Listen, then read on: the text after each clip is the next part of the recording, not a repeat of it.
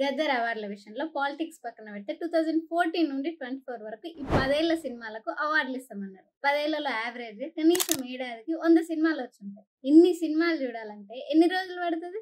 ఒక్కో సినిమా 2 గంటలు అనుకున్నా మొత్తం 2000 గంటలు.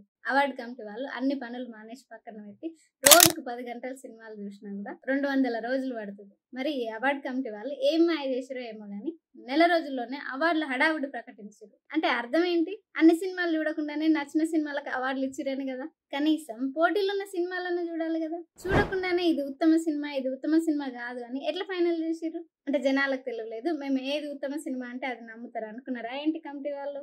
ఇది ప్రభుత్వానికి మంచి పేరు తెస్తుందా? పైగా ఈ అవార్డులకు గద్దర్ పేరు పెట్టి ఈ అవార్డులు అన్ని సినిమాలు చూసి ఇచ్చిరా లేదంటే వాళ్ళకి నచ్చిన వాళ్ళకి అవార్డులు ఇచ్చిరా? ఒకసారి మీకు ఏమనిపిస్తే అది కమెంట్ చేయండి. For more interesting updates please do subscribe the Telugu report channel. Thank you.